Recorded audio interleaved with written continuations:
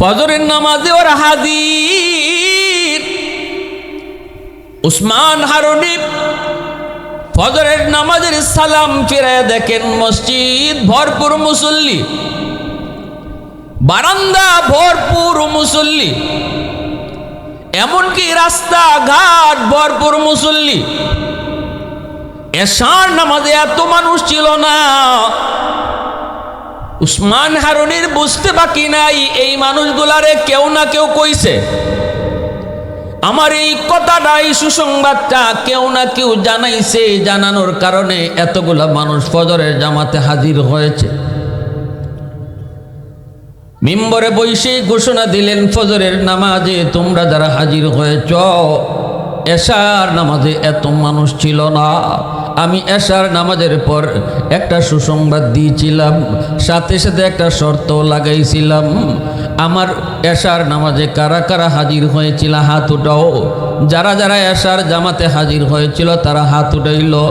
উসমান হারুনি কয়, আমি যে কইছিলাম সুসংবাদ, এটা মনে আসেনি? কয়, হ হুজুর মনে আছে।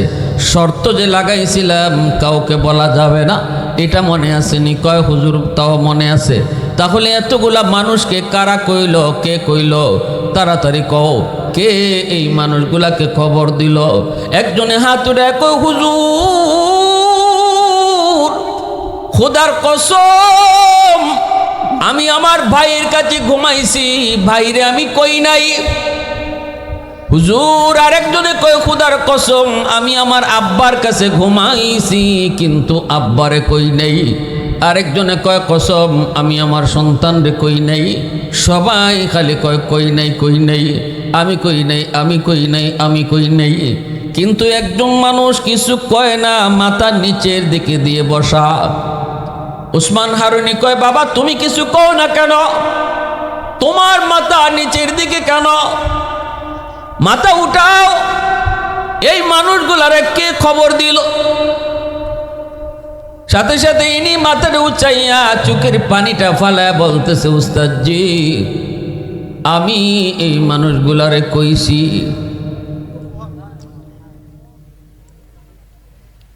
এই মানুষটা কেউ না, এই মানুষটা সাধারণ কোনো মানুষ না। যিনি কইছে আমি মানুষগুলার খবর দিছি, ইনি হলো উসমান হারুনির সবচেয়ে মায়ার শাগরিদ। তিনি হলেন মঈনুদ্দিন চিশতি রহমতুল্লাহি আলাইহি। খাজা মঈনুদ্দিন চিশতি রহমতুল্লাহি আলাইহি ইনি বলতেছে, উস্তাদজি আমি মানুষগুলারে জানাইছি। উসমান হারুনি কয়, বাবা কেন কেন তুমি জানাইছো? এই কথাটা জানাইলে যে জাহান্নামে যাওয়া লাগবে, এটা কি তুমি শোনো নাই? কয়, হ্যাঁ হুজুর আমি এটাও শুনেছি। তাহলে তুমি মানুষগুলারে জানাইয়া আমার পিছনে নামাজ পড়াইয়া তাদেরকে তুমি জান্নাতে পাঠাইবার ব্যবস্থা করেছ, কিন্তু নিজে যে জাহান্নামে যাওয়া লাগবে এটা তুমি জানোনি? কয়, তা জানি। কেন তুমি এমন করেছ? নিজে জাহান্নামে গিয়া এতগুলা মানুষকে তুমি জান্নাতে দিলা, লাভ কি তোমার?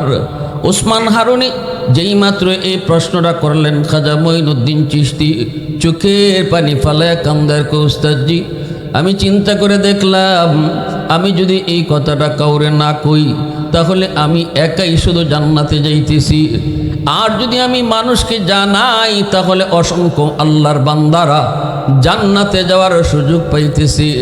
আল্লাহ তার অসংখ্য বান্দাকে জান্নাতে দিয়া আমি মঈনুদ্দিনকে একা জাহান্নামে দিয়া যদি আল্লাহ খুশি থাকে, আমি মঈনুদ্দিনও খুশি।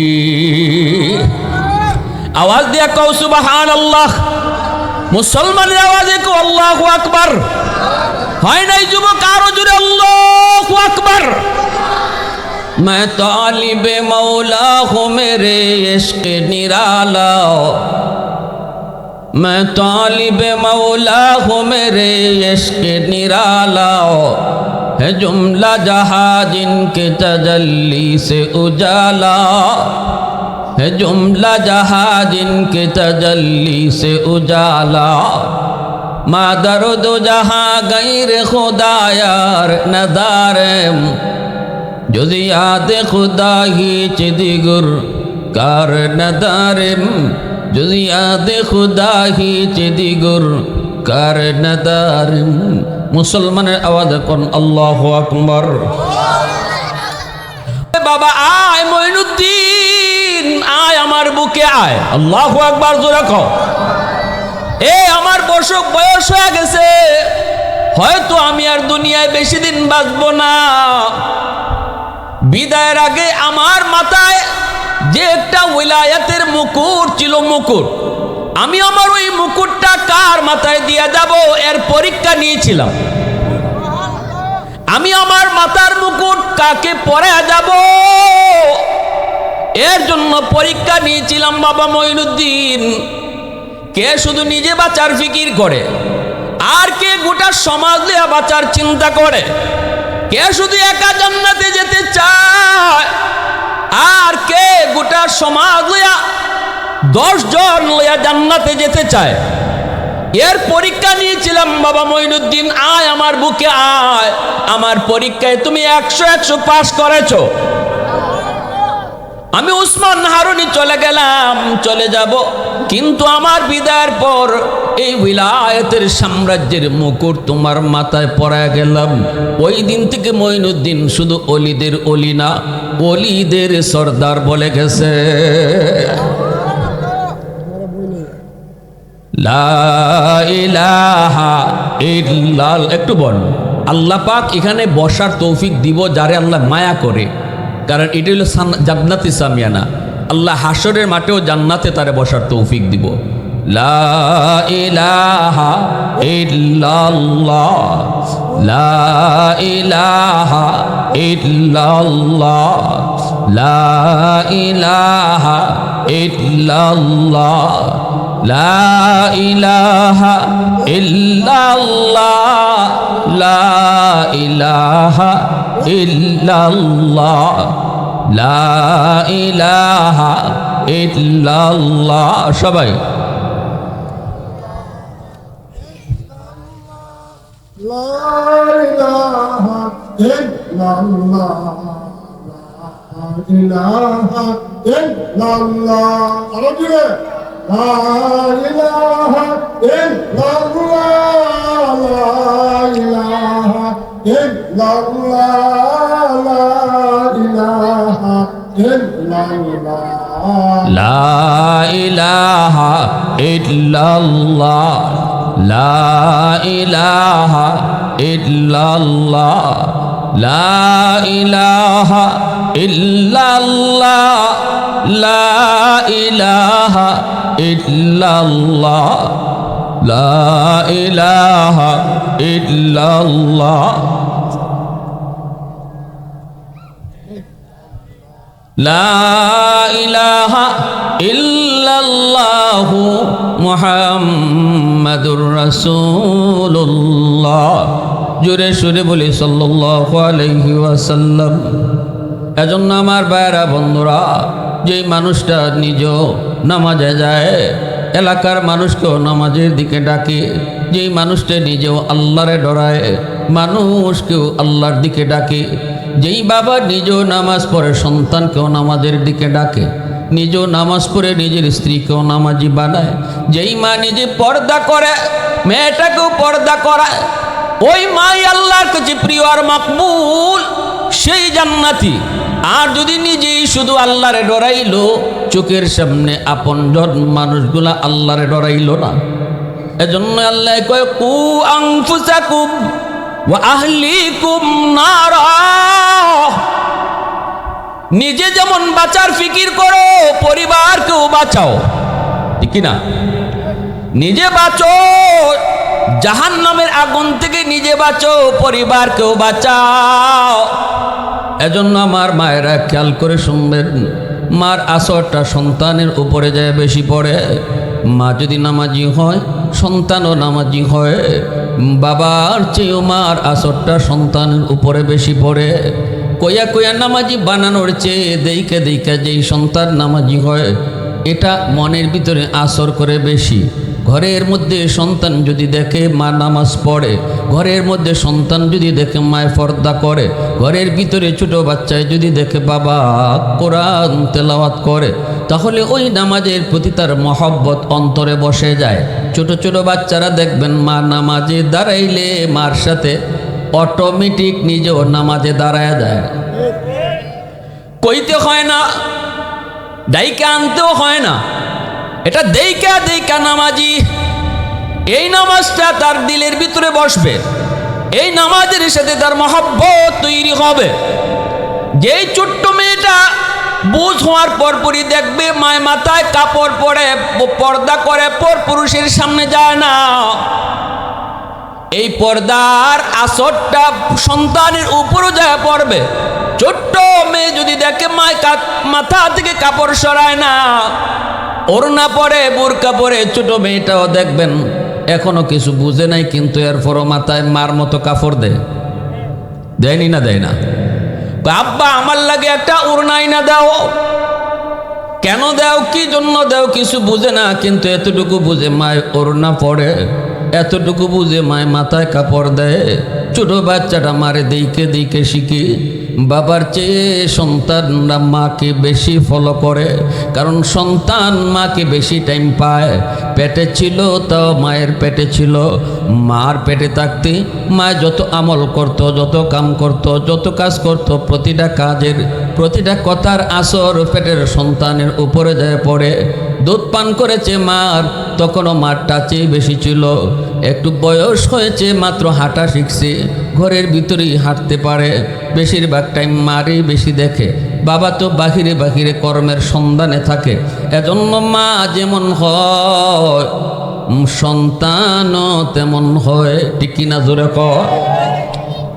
এজন্যই তো আল্লাহ নবী বলেছেন, আল মারআতু রাইয়াতুন আলা বাইতি যাওজিহা ওয়া ওয়ালাদিহি। সন্তানের ব্যাপারে আল্লাহ পাক মা বাবা দুজনকে যেমন জিগাইব, কিন্তু বাবার চেয়ে সন্তানের ব্যাপারে মাকে আল্লাহ বেশি জিগাইব। বাবারে যদি জিগায় একবার, মাকে আল্লাহ জিগাইব দুইবার। এজন্য আমার এই এলাকার মা বোনেরা দিলটা নরম করে কথাগুলি একটু বোঝার চেষ্টা করো। যেই সন্তানের জন্য স্বপ্ন দেখো সন্তান একদিন বড় হয়ে মার সেবা করবে, মাকে মা কয়ে ডাকবে, সম্মান দিয়া ইজ্জত দিয়া রাখবে, বউয়ের কথায় চলবে না, মার কথাই সারা জীবন চলবে। এমন স্বপ্ন যেই মায় দেখো, তুমি মারও কিছু দায়িত্ব আছে এমন সন্তান পাওয়ার জন্য, ঠিক না নি? আমি চলমু বেপরদায়, আমি পর পুরুষের সাথে কথা কইমু, আমি প্রয়োজন ছাড়াই বাজারে চলে যাবো, যেই কাজটা আমার পুরুষে পারে এটা আমি নিজে গিয়া বাজারে করবো। 10 জন 20 জন পুরুষ আমারে দেখলো, এমন চলা যদি আমি চলি, তাহলে ওই সন্তান আশা করাটাও দুষ্কর। যেই সন্তান আমার মন মতো হবে। মঈনুদ্দিন চিশতির মায় কয়, বাবা মঈনুদ্দিন, প্রথম দিন তোমার চেহারা দেইকা 90,000 হিন্দু কালেমা পরে মুসলমান হয়েছে। এই ক্রেডিট আর বাহাদুরি তুমি মঈনুদ্দিনের নারেম বাবা, এই বাহাদুরিটা আমি মার। কারণ আমি মঈনুদ্দিনের মা বলতেছি। বাবা মঈনুদ্দিন শুন, আমি মা তোমারে কোনোদিন অজু ছাড়া দুধ পান করাই নাই। আমি মা কোনোদিন অজু ছাড়া তোমারে দুধ খাওয়াই নাই। দুধ পান করানোর সময় বেহুদা কথা বলি নাই। দুধ পান করানোর সময় তুমি দুধ খাইছো আর মার মুখ থেকে আমার আল্লাহর জিকিরের আওয়াজ শুনছো। একদিকে দুধ খাইছো আর একদিকে মার জবান থেকে কোরআন তেলাওয়াত শুনছো। আজ তুমি মঈনুদ্দিন জগৎ বিখ্যাত আল্লাহর ওলি হয়েছ। তোমার চেহারা দেখে হিন্দু 90,000 হিন্দু একদিনে কালেমা পড়ে মুসলমান হয়ে গেছে। অতএব এমন সন্তান আল্লাহর ওলি মঈনুদ্দিন আশা দুনিয়াতে আল্লাহ বন্ধ করে নাই। আব্দুল কাদের জিলানির আশার দরজাও আল্লাহ বন্ধ করে নাই। শাইখে কাতিয়া দুনিয়াতে আসার দরজা আল্লাহ বন্ধ করে নাই। শাইখে হবিগঞ্জি আসার দরজা আল্লাহ বন্ধ করে নাই। নবী আসার দরজা আল্লাহ বন্ধ করেছে, কিন্তু অলি আল্লাহ দোষ আসার দরজা আল্লাহ বন্ধ করে নাই। মঈনুদ্দিন চিশতির মার মতো মা তুমি হও, জিলানির বাপ মার মতো তুমি বাপ মা হও। এই দায়িত্ব তুমি আদায় করো। আজও আল্লাহ তোমার গর্ভ থেকে আব্দুল কাদের জিলানি আর মঈনুদ্দিন চিশতির মতো অলি জন্ম দিবে। অলি আসার দরজা কিয়ামত পর্যন্ত খোলা। সুবহানাল্লাহ জুড়ে বলেন। অলি আল্লাহ দুনিয়াতে আসার দরজা কিয়ামত পর্যন্ত খোলা। নবী আসার দরজা আল্লাহ বন্ধ করছে, ওলি আসার দরজা আল্লাহ বন্ধ করে নাই। ভাইরা আমার জন্য বলতেছিলাম, পেটের সন্তান লইয়া যদি মা বেশি বেশি মিষ্টি খায়, এই মিষ্টির আসর সন্তানের উপরে গিয়া পড়ে, সন্তান বড় হইয়া মিষ্টি প্রিয় হয়। পেটের সন্তান লইয়া যদি মা বেশি বেশি টক খায়, সন্তান বড় হইয়া টক প্রিয় হয়। পেটের সন্তান লইয়া যদি মা বেশি বেশি ঘুমায়, সন্তান বড় হওয়ার পরে অলস হয়। পেটের সন্তান লইয়া যদি মা টুকটাক কাম করে, সন্তান বড় হইয়া কর্মঠ হয়। পেটের সন্তান লইয়া যদি মা বেপরদায় চলে, এই সন্তান প্রতিবন্ধী হয়। পেটের সন্তান লইয়া যদি মা পর্দায় থাকে, এই সন্তান মেধাবী হয়। পেটের সন্তান লইয়া যদি মা বেশি বেশি গান শোনে, এই সন্তান বড় হইয়া বেহায়া হয়। পেটের সন্তান লইয়া যদি মা বেশি বেশি কোরআন তেলাওয়াত করে, এই সন্তান অল্প দিনে হাফেজে কোরআন হয়।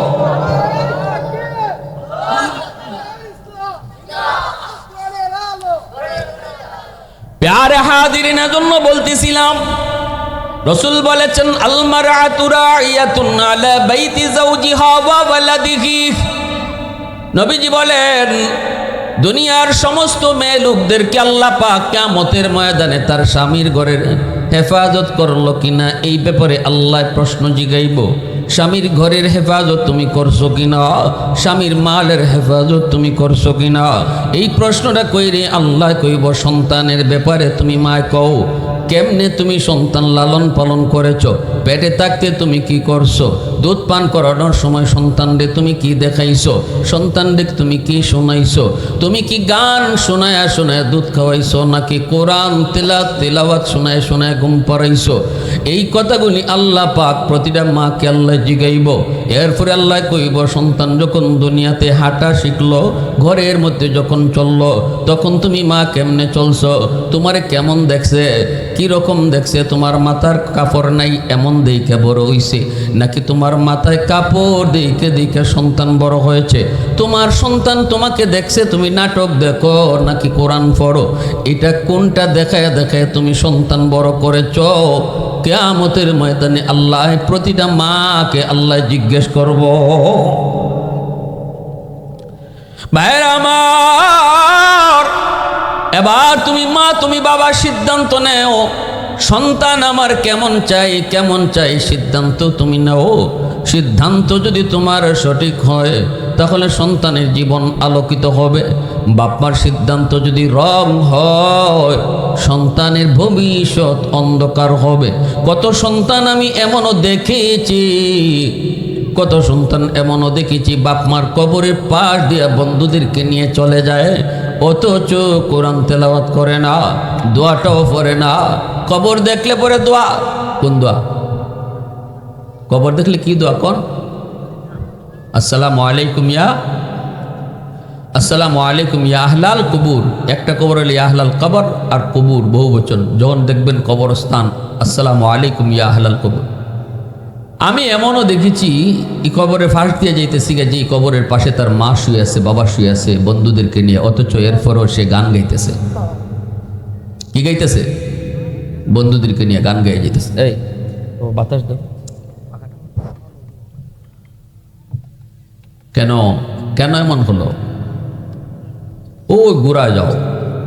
অবশ্যই আমার সিদ্ধান্তে রং ছিল, আমি বাবা হিসাবে মা হিসাবে আমার সিদ্ধান্তে কিছু রং ছিল। নবীজি বলেন কুল্লু মাউলুদিন ইউলাদু আলাল ফিতরা ফাআবাওয়াহু ইউহাব্বিদানিহি আও ইউনাসসিরানিহি আও ইউমাজ্জিসানিহি আও কামা ক্বালা আন-নাবিয়্যু আলাইহিস সালাম। আল্লাহ নবী বলেন সমস্ত সন্তান দুনিয়াতে যখন আগমন করে তখন সে আল্লাহর ওলি হয়ে দুনিয়াতে আসে। এরপরে তারা বাপ মার ভুল সিদ্ধান্তের কারণে সন্তানের ওলায়ত নষ্ট হয়, বুজুর্গি নষ্ট হয়। সন্তান কিন্তু দুনিয়াতে বেনামাজি হইয়া আসে নাই। আল্লাহর নবী বলেন সে পাক্কার নামাজি হইয়া আইছে, নামাজ চিহ্নে আইছে, কোরআন চিহ্নে আইছে, আল্লাহর চিহ্নে আইছে, পরকাল বুঝা সন্তান দুনিয়াতে আইছে। রসুল বলেন বাপ মার ভুল সিদ্ধান্তের কারণে তার এই সবগুলি নষ্ট হয়। বাপ মার ভুল সিদ্ধান্তের কারণে রসুল বলেন আর যদি সন্তানের ব্যাপারে বাপ মার সিদ্ধান্ত সঠিক হতো, দুনিয়াতে আইসে যেমন আল্লাহর অলি হইয়া, কবরেও যাইতো আল্লাহর অলি হইয়া। এজন্য আমার বারাক বলতেছিলাম, আজকের যেই যুবকরা এত সুন্দর আয়োজন করলো, এই যুবকরা ভালো করে ইয়াদ করবেন। যুবক, যৌবনকালটা আল্লাহর কাছে বড় দামি। এই যৌবনকালটা আল্লাহর কাছে বড় দামি। যত আল্লাহর অলি হয়েছেন সবাই অলি হইছেন যৌবনে। অলি হইছেন যৌবনে। যত আল্লাহর অলি হয়েছে, একজন বুড়া মানুষ, একজন না 1000 বুড়া মানুষের সেজদা, আর একজন জোয়ান মানুষের সেজদা, দুই সেজদা যদি ওজন করা হয়, যুবকের সেজদার পাল্লা ভারী হয়ে যায়। আল্লাহ রসুল বলে লা ওয়ারহা কাল কাফি আও কামা ক্বালা নবী আলাইহিস সালাম। কারণ যুবক এই বয়সে মসজিদে আওয়া, নমাজ পড়া, এটা তার নফসের সাথে তার জিহাদ হইতেছে। নফসে কইতেছে কের বেটা মসজিদ, ও তোর দুস্তর বন্ধুরা যাইতেছে, আওরো গিয়া ওখানে কেন পার্টি দিব, গিয়ে এখানে নাচানাচি করবো, এখানে গিয়ে তারা পিকনিক করবো, কত কিছু। তোর দুস্তরা ওই তুই ওখানে গেছি গিয়া তারা এখন গান গাইব। হ্যাঁ, তার সার্কেল বড়, তারে ডাকতেছে, তারে ওইদিকে ডাকতেছে, মন চায় ওদিকে, আর সেটানে এদিকে। মনের সাথে শুরু হয়েছে যুদ্ধ। এই যুদ্ধ করে যুবক টিকছে, সে তার মন রে পাগলা গুড়ার লাগাম টান দিয়ে ধরছে, গুড়ার দৌড় দিতে দিছে না, টান মাইরে গুড়ার আটকায় মসজিদে ঢুকছে, সেজদা দিছে। আল্লাহ রসুল কয় একজন 2জন 3জন না, 1000 বৃদ্ধ মানুষের সেজদা এক পাল্লায় রাখো, আর এই যুবকের সেজদা এক পাল্লায় রাখো, যুবকের সেজদার পাল্লা ভারী হয়ে যায়।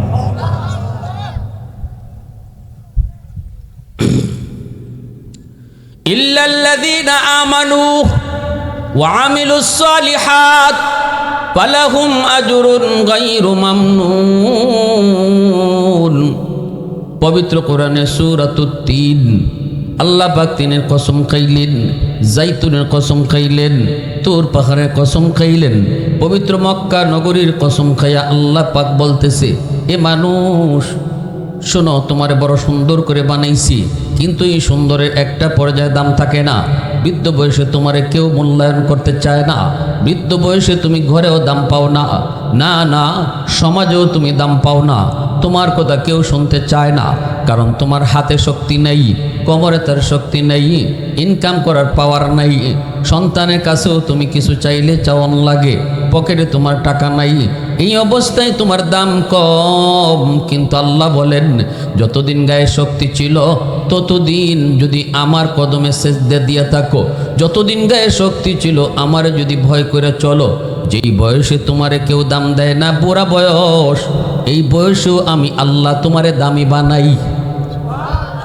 কেমনে দামি বানাই? আল্লাহ বলেন, শক্তি ছিল যতদিন অতদিন তুমি আমল যা করছো, বুড়া বয়সে তুমি এই আমল যদি বুড়া হওয়ার কারণে না পারো, বৃদ্ধ হওয়ার কারণে যদি তুমি না পারো, রে যুবক, আজ তোমার গায়ে শক্তি নাই, ঘুম থেকে উঠতে পারো না, মসজিদে জামাতে যাইতে পারো না, ঘরেই নামাজটা পড়ে নিছ, আল্লাহ পাক রব্বুল আলামিন ফেরেশতাদেরকে বলবো, যদিও আমার বান্দা ঘরে নামাজ আদায় করেছি, তবুও তোমরা তাকে মসজিদের জামাতের সব আমলনামায় তুলে দাও। কারণ শক্তি ছিল যতদিন বান্দা মসজিদে গিয়ে নামাজ পড়েছে, আজকে তার গায়ে শক্তি নাই, শক্তি আমি আল্লাহ কেড়ে নিয়েছি। নিজে নিজে বুড়া হয় নাই, আমি তারে বুড়া বানাইছি। যদি তার আগের মতো শক্তি থাকতো তাহলে আজও মসজিদে যাইতো। অতএব ফেরেশতারা তার আমল নামায় তোমরা জামাতের সওয়াব উঠাইও, এক বিন্দু পরিমাণ সওয়াব কম তুলবা না। সুবহানাল্লাহ, জোরে কও, আর একটু জোরে কও না সুবহানাল্লাহ। প্রশংসা করব কার? একটু জোরে কও না কার? আহাদুল লাইসা কামিসলিক সামাদুল লাইসা কাফাদলিক লিমানিল মুলকু তুগুই তু সাজাওয়ার খুদাই তু খুদাবন্দে ইয়ামিনি তু খুদাবন্দে ইয়াসারি তু খুদাবন্দে জামিনি তু খুদাবন্দে সামাই তু রহিমি তু করিমি তু সামিঈ তু বসিরি তু মুইজ্জি তু মুদিল্লি তু মালিকিল আরশি বজাই বরি আজ খুরদন অখুফতন বরি আজ তুহমতে মর্দন বরি আজ বিমু উমিদি বরি আজ রঞ্জ বালাই। মুসলমানের আওয়াজে কও আল্লাহু আকবার। আমার বান্দা যতদিন চোখে পাওয়ার ছিল কোরআন তেলাওয়াত করেছে, এখন পারে না। কোরআনের হরফগুলি দৌড়াদৌড়ি করে, আফসুস আফসুস করে। এ ফেরেশতারা শুন, চোখের পাওয়ার আমি আল্লাহ কেড়ে নিছি, বান্দায় নিজের ইচ্ছা করে চোখের পাওয়ার হারায় নাই।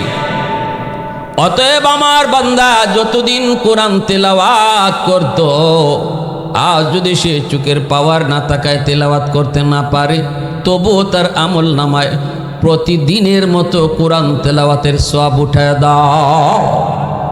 এই কথাটা আল্লাহ 4টা কসম খাইয়া কইছে। সুবহানাল্লাহ, জোরে খ। কয়টা কসম? জোরে খ। কি জাত গুরুত্ব দিয়ে আল্লাহ কইছে? আল্লাহ পাকের কথা তো এমনি গুরুত্ব, সেখানে আল্লাহ আমাদেরকে এই কথাটা বোঝাইতে গিয়া 4টা কসম খাইছে। 3-এর কসম, জাইতুনের কসম, তুর পাহাড়ের কসম, পবিত্র মক্কা নগরীর কসম খাইয়া কই বান্দা, গায়ের শক্তি যতদিন আছে অতদিন তুই আমার গোলামি কর। এক বয়সে তোর গায়ে শক্তি থাকবে না, তুই চাইলেও পারতে না আমার আমল করতে। তখন আমি আল্লাহ তোর যৌবনের সব আমল তোরে আমি বইয়া বইয়া পেনশন দিব। জোরে কও না সুবহানাল্লাহ। সরকারের পেনশন যেমন দেয়, সরকারের নির্ধারিত বয়স পর্যন্ত যখন একজন মানুষ সরকারের ডিউটি করে, বয়স ওভার হয়ে গেলে পরে সরকার তার উপরে খুশি হয়ে কয়, আমি তোমার উপরে খুশি, এখন তুমি ঘরে যাও গা, অফিসে আর আউন লাগতো না, ঘরে বইয়া বইয়া তোমার বেতন দিমু। এটা হইল সরকারি পেনশন। আল্লাহ পাকও কয়, বান্দা তুমি যতদিন শক্তি থাকবে অতদিন পুরাপুরি মামারে মান্না চলো। শক্তি যেদিন থাকতো না, এদিন তুমি চাইলেও পারতায় না, তখন মন খারাপ করন লাগতো না। আমি আল্লাহ তোমার এবাদতের পেনশন দান করুন। সুবহানাল্লাহ, জোরে কোন। এজন্য ভাইরা, যুবক, যৌবনকালটা তুমি পাগলামি কইরা কাটায়ও না। এই যৌবনটা আল্লাহর কাছে বড় দামি, বড় দামি। হাদিস শরীফে, হাদিসে কুদসিতে আল্লাহ কয়, লাউলা মাশাইখু রুকা ওয়াশ-শাবাবু খুশা ওয়াল আতফালু রুদ্দা ওয়াল আনআমু রুদ্দা লাজআলতুস সামাআ হাদিদা ওয়াল আরদা খাফসাফা ওয়াত তুরাবা রামাদা ওয়ামা আনজালতু মিনাস সামাই কাতরা ওয়ামা আনবাততু মিনাল আরদি নাবাতা বাল আনজালতু আলাইকুমুল আযাবা সাব্বা। যৌবনের ইবাদত আল্লাহর কাছে কত দামি, কত দামি, কত দামি। যুবক রাখালি করে, রাখালি, উট রাখালি করে। জুন্নুন মিসরি তিনি নদীর কিনারায় দাঁড়ায় রইছে। হঠাৎ করে জুন্নুন মিসরি দেখে নদীর পানিতে একটা বিচ্ছু কিনারায় দাঁড়ায় রইছে। নদী পার হতে চায় কিন্তু পারে না। কচ্ছপ পানির নিচ থেকে উঠলো, আমরা যেটা খাট্ট কই, পানির নিচ থেকে কচ্ছপ উঠলো, নদীর কিনারায় আসলো। বিচ্ছুটা কচ্ছপের পিঠে লাফ দিয়ে বসলো। আর আল্লাহ পাক তার কুদরতে কচ্ছপটা রেখা বানায়া, গুদারা বানায়া এই বিচ্ছুটাকে নদীর এই পার থেকে ওই পারে পৌঁছায় দিল। জুন্নুন মিসরি কয়, মালিক, আমারও তো মন চায় নদী পার হমু, কিন্তু কেমনে? কোনো খেয়া নাই, কোনো গুদারা নাই, কিন্তু কেমনে পার হই? বিচ্ছুরে তো তুমি পার করে দিছো কচ্ছপরে খেয়া বানায়া, আমি কেমনে পার হমু? আল্লাহ, আমারও দেখতে মন চায়, বিচ্ছুটা কই যায়, কেন যায়? আল্লাহ পাক কয়, জুন্নুন, হাতের যায় নামাজ পানিতে বিছায়া দাও, নৌকা লাগবে না, যায় নামাজে তুমি বসে পড়ো রে, আমি তোমাকে যায় নামাজে বসায় বসায় নদী পার করায় দিই। শাহজালাল মুজরুদ্দিন ইয়ামনি সিলেটের গৌর গোবিন্দর সাথে ঝগড়া করতে যুদ্ধ করতে তিনি এসেছিলেন। সুরমা নদী পার হয়েছেন নৌকায় না যায় না মাঝে, আওয়াজ দেখো, নৌকায় না যায় না মাঝে, যায় না মাঝে বৈশা। পানি কার কথা শুনে? পানি কার কথা শুনে? পানি নরম, কিন্তু আল্লাহ কইলে পানি শক্ত হইতে পারে কি পারে না? মূসা নবী পার হয়ে গেলেন নীল দরিয়া, পানি শক্ত হয়ে রাস্তা বানায় দিল। কিন্তু ফেরাউন যখন এই নদীর মাঝখানে গেল তখনই পানি আবার পানি হয়ে গেল, ঠিক না নি? তাহলে বোঝা গেল পানি কার কথা শুনে, আগুন কার কথা শুনে, সমস্ত মাখলুক কার কথায় চলে। জায়নামাজে বসে পড়লেন, আল্লাহ পাক নদী পার করায় দিল। নদী পার হইয়া জুন্নুন মিস্রি সেই বিচ্ছুর পিছনে পিছনে যায়, আর চিন্তা করে কই যায়, বিচ্ছুটা দ্রুত বেগে যাইতেছে, কারেন্টের মতো যাইতেছে, এত দ্রুত। তাকায় দেখেন হাওরের মাঝখানে একটা গাছ, অনেকগুলি উট, আর একজন রাখাল গাছের নিচে মনের আনন্দে ঘুমাইতেছে। ওই রাখালের দিকে বিচ্ছুটা যাইতেছে দ্রুত। জুন্নুন মিস্রি তিনি বিচ্ছুর পিছনে পিছনে যাইতেছেন। কাছাকাছি যাইয়া দেখেন রাখালের মাথার পাশে বিশাল বড় একটা বিষাক্ত সাপ ফনা ধরে আছে, যে কোনো মুহূর্তে যুবকটারে দংশন করবে। ওই মুহূর্তে বিচ্ছুটা যায় আর দেরি করলো না, লাফ দিয়া সাপের মাথায় বসলো। বৈশা বিষাক্ত সাপটারে কামড় দেওয়া মাত্রই এই সাপটার সাথে সাথে জাগাত মরে গেল। আল্লাহু আকবার।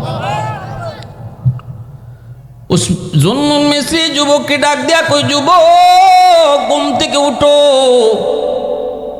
কি এমন নেক আমল করেছো যেই নেক আমলের কারণে, কি এমন আমলের কারণে আল্লাহর এত প্রিয় হইছ, যার কারণে মালিক তোমার এই বিষাক্ত সাপের কামড় থেকে বাঁচাইছে কুদরতি ভাবে? কেমনে? নদীর ওই পার থেকে আল্লাহ বিচ্ছুরে আদেশ দিছে, এ বিচ্ছু দ্রুত যা, তারে সাপে সুবল দেওয়ার আগে তুই যায় সাপরে কামড় দিয়া সাপটারে মাইরা ফেল। বিচ্ছুটা আল্লাহর আদেশ পাইয়া এত দ্রুত আইছি, আমিও আইছি, পিছনে পিছনে আইসা দেখছি রে যুবক, তোমাকে আল্লাহ পাক তার কুদরতে বাঁচাইছি। কও কি এমন আমলের দ্বারা আল্লাহর এত প্রিয় হয়েছ? যৌবনের একজন যুবক, এখনো বিয়ে শাদী করে নাই, সেই যুবক আল্লাহর এত প্রিয়। যুবক কইতেছে, হুজুর আমি এমন তো বেশি নেক আমল করি মনে পড়ে না, 5 ওয়াক্ত নামাজ আমি যেখানেই থাকি না কেন সেখানেই আদায় করি, আমি মানুষের উটরাখালি করি, মানুষের উঠলে আমি হাওরে বন্দরে যাই, কিন্তু আজানের টাইম যখনই হয় সেখানেই আমি নামাজে দাঁড়াই। সুবহানাল্লাহ। আমরা তো আওয়ারও বন্দরে গেলে নামাজ কোন বাই যায়, আজান কোন বাই যায় খবর থাকে না। ক্ষেতের আইলেও নামাজে দাঁড়াই, হাওরে থাকলে জঙ্গলে থাকলেও নামাজে দাঁড়াই। গোটা দুনিয়াটাকে আল্লাহ উম্মতে মুহাম্মদের জন্য মসজিদ বানিয়ে দিছে। অতীতের কোনো উম্মতের জন্য সারা দুনিয়া মসজিদ আসিল না, নির্ধারিত মসজিদে নামাজ পড়ন লাগতো। আওয়ারও গেছেন আপনি, আজান হইছে, ওইখান থেকে আইয়া এলাকার যে মসজিদে আপনার আদেশ, এই মসজিদে নামাজ পড়লে নামাজ হইতো। কিন্তু এই উম্মতের জন্য আমাদের নবী, আমার আপনার পেয়ারা নবী আল্লাহর কাছ থেকে দরখাস্ত করছে, আল্লাহ আমার উম্মতের জন্য যদি এই আদেশ থাকে তাইলে উম্মতের লাগি কষ্ট হইব। কারণ আমি দুনিয়া থেকে চলে আসার পর দাওয়াতের কাজ লইয়া মানুষকে আল্লাহর দিকে ডাকার জন্য আমার উম্মত দেশ থেকে দেশান্তরে ঘুরবে, কই থেকে কই যাবে, কেউ থাকবে নদীতে, কেউ থাকবে আসমানে, কেউ থাকবে আকাশে, কেউ থাকবে বিমানে, কেউ থাকবে জাহাজে। মসজিদে নামাজ পড়লে কেমন হইব? আল্লাহ তুমি আমার উম্মতের জন্য আহসান করো।